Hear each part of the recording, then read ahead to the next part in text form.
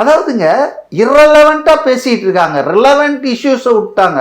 நீங்கள் நாங்குநேரியில் ரிப்பீட்டடாக caste violence, அப்படியே மர்ம கும்பல் வருதான், வெட்டு தான், போயிடுதான். வித்தின் 2 days அதே கும்பலா இல்லை வேற 9 பேரா சிவகங்கை மானாமதுரையில் அதே மாதிரி. பட் யாரா விக்டிம்ஸ் பண்ண தலித்ஸ். இப்போ தமிழ்நாட்டில் வந்து தலித்துகளுக்கு எதிரான குற்றங்கள், ஆணவ கொலைகள் அதிகமாயிட்டு இருக்கு. In fact if I correctly remember, இந்தியாவிலேயே தமிழ்நாடு தான் வந்து மிக அதிக எண்ணிக்கையில் தலித்துக்கு எதிரான குற்றங்கள் ரிப்போர்ட் ஆகிட்டு இருக்கு அப்படின்னு சொல்லி நான் படித்ததான் ஞாபகம். இப்போ நீங்கள் சொல்கிற மாதிரி ஊடகங்கள் இதை தான் எடுக்கிறாங்க அப்படின்னா, இப்போ விஜய் செஞ்சிருக்கூடிய இந்த விஷயம் வந்து அவங்களுக்கு தீனி போடுற மாதிரி இல்லையா? இந்த சமயத்தில் இப்படி பண்ணால் அது வந்து ஒரு நெகட்டிவான இம்பேக்ட் ஆகிடும்.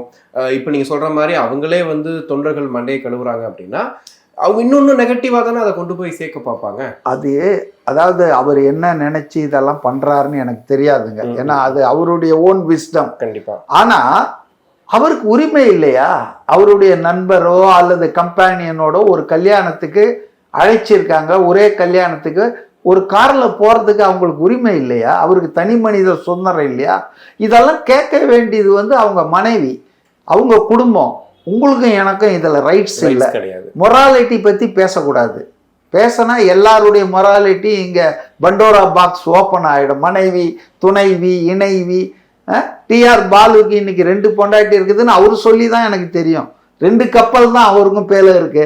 மிச்சம் 8 கப்பல் எங்கன்னு அண்ணாமலை கேட்கும்போது தான் தெரியுது. ஸோ பலதாரங்கள் உள்ளவர்கள் அமைச்சர்களாக இருக்கார்கள், எம்பிக்களாக இருக்காங்க.